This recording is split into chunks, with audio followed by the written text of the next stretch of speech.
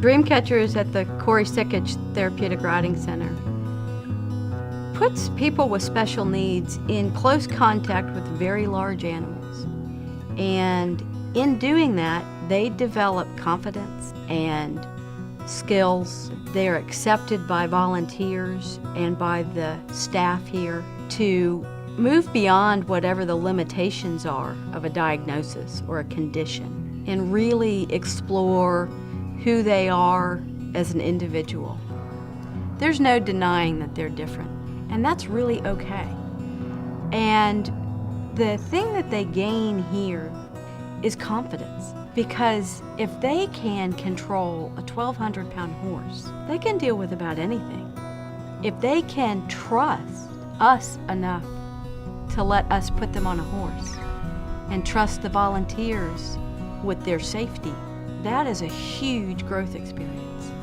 We exist for people who may not feel normal in other places. Many of our riders really don't have any other choices for outside of school activities that they can participate in because of their disability. We have some riders who may have physical limitations where a team sport is simply out of the question. And this is a place where they can come and belong and succeed and come away with a sense of accomplishment. When I come to DreamCatchers, it makes every day better. I wanted to ride a horse, and when I came here, it felt really good.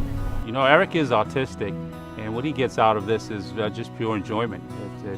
It just helps him calm down. Being around the horses and everything, he's just a total different young man. We've heard from parents and from teachers as well as therapists when they say that, oh, that child, this will never work, but we'll try it. They can't keep a helmet on. They've never learned to ride a bike because they can't wear a helmet. They are very sensory defensive, so they'll never be able to take this. They won't let you touch them.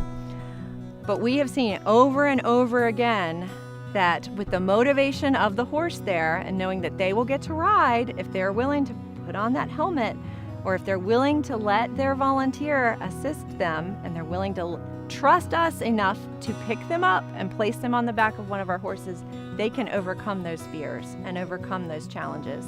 So my grandson Patrick was diagnosed very early. We had early intervention at the age of probably 1.5 or 2 years old, and he was still pretty shy around people. Not to the extent that we go hide his head in the corner, but if there was big groups around, he would hold his hands over his ears, and he didn't like all the noise. By bringing him up here and having him exposed to the group of students that were all together up here, and the riding has definitely helped his muscle tone. His hands are much stronger now, and he's less intimidated by crowds. There's no question about that. His name's Gavin Carter.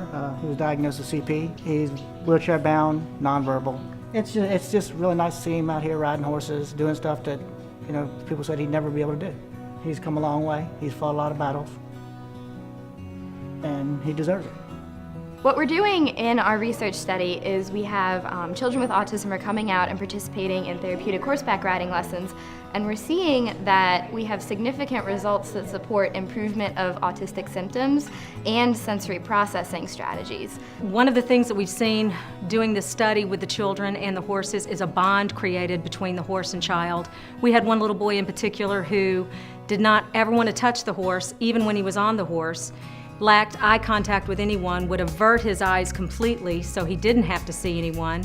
And by the end of the 18 weeks that he was riding, he was reaching out and touching the horse, grooming the horse, and smiling while he was doing it. And this is a child that's completely nonverbal, but he was communicating his wants and needs to the horse. What we're seeing after therapeutic horseback riding lessons is these kids are making more eye contact. They're willing to engage in social situations like waving to their mom, and they're a little bit more able to accept changes in their routine that might disrupt what their idea of normal life should be. I believe that as long as we can have horses and we can have adults, children, everyone with any kind of a special need, this is a partnership that causes changes, and it just keeps getting better and better, the new things that we're learning. And our research has allowed us to ask even more questions, which is even more exciting. I definitely think this is very important work. You can see the changes not only in my grandson Patrick, the autistic child, but in the high school children that were here today. Some were autistic, some were not. And then in the senior citizens that come for therapy because of strokes. I mean, every single one of them, you can see changes for the positive in all these people. And I think I'm part of that, so that makes it very rewarding for me. It is important for this community that we be here as a place that's not going anywhere, but we will be here for people to feel that acceptance and to feel cared for and to feel like they can have that independence that they can't have anywhere else. Change for someone with autism is extremely difficult. They like routine, they do not adjust well to new situations. It is psychologically painful. It's the best way I can describe it. And within a few weeks, he was able to get on the horse quickly. And all of this was just captured in a moment when he got off the bus and ran to Miss Kim and wrapped himself around her. Arms, legs, everything, in the most gigantic hug you have ever seen. This is the first time he had ever given anyone a hug. That's huge, to initiate contact.